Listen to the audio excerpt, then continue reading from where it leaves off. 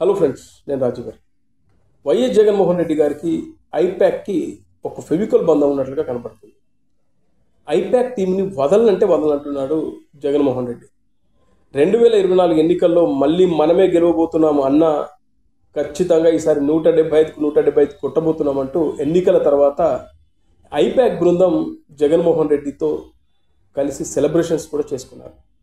జగన్ కూడా మనం గెలవబోతున్నాము, మన ఐపాక్ టీం చెప్పిందంటే అది 100% జరిగే తీరుతుందని నమ్మారు. పాపం ఏమైపోయింది?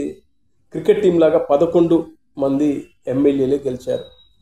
సో ఇప్పటికైనా జగన్మోహన్ రెడ్డి ఆలోచన మారుతుందా? మళ్ళీ ఐపాక్ కాదని కొత్త వాళ్ళతో ప్రయాణం చేస్తాడా అని చాలామందికి అనుమానం వచ్చింది.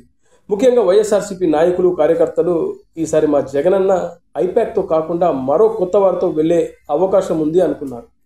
కానీ జగన్మోహన్ రెడ్డి లేదు, మళ్ళీ మనం ఐపాక్తోనే వెళ్తున్నాం. ఇక్కడ వైఎస్ఆర్సీపీకి సంబంధించిన నాయకులకు, కార్యకర్తలకు మింగుడు పడడం లేదు. అదేంటి, ఇంత జరిగినా కూడా జగన్మోహన్ రెడ్డి ఇంకా మారడా? 2024 ఎన్నికల్లో మనకు చేదు జ్ఞాపకంగా మిగిలిపోయింది. అసలు దేశ చరిత్రలోనే 11 సీట్లకు పరిమితం అయిపోయాం.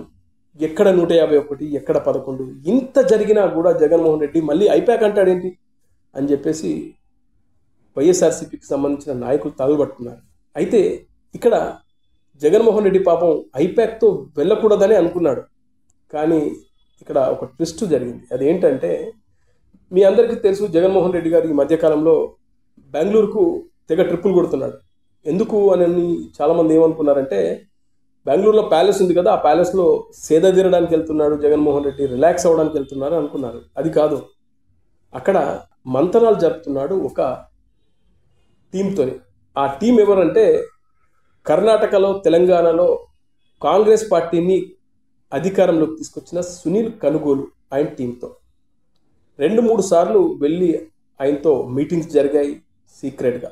అయితే సునీల్ కనుగోలు మాత్రం జగన్మోహన్ రెడ్డి గారికి నిర్మోహమాటంగా చెప్పేశారంట, నేను మీతో కలిసి పనిచేయను, నాకు ఆ ఇంట్రెస్ట్ లేదని చెప్పాడు. ఆయనకు పెద్ద ఎత్తునే ఆశ చూపించాడు. ఈసారి అంటే 2029లో కనుక నన్ను అధికారంలోకి తీసుకొస్తే మీరు ఎంత అడిగినా అంత ఇస్తా అని చెప్పినా కూడా, మాజీ ఐపాక్ సభ్యుడే కాబట్టి, ఆయన జగన్మోహన్ రెడ్డి గురించి చాలా తెలుసు కాబట్టి, నో, నేను మీతో పనిచేయడానికి నాకు ఇంట్రెస్ట్ లేదు అని చెప్పేశారు. సో ఏమీ చేయలేక మళ్ళీ ఐపాక్తోనే ట్రావెల్ అవ్వడానికి జగన్మోహన్ రెడ్డి సిద్ధమవుతున్నట్లుగా విశ్వసనీయ సమాచారం. ఇక ఇక్కడ వైఎస్ఆర్సీపీకి సంబంధించిన కార్యకర్తల నాయకులు మాత్రం అస్సలు ఐపాక్ టీంతో మనం కలిసి వెళ్తే మళ్ళీ 2029 కూడా మనకు గోవిందే అని చెప్పి చిన్నగా జనసేన, తెలుగుదేశం పార్టీలో చేరేందుకు కొంతమంది నాయకులు, కార్యకర్తలు రెడీ అవుతున్నారు.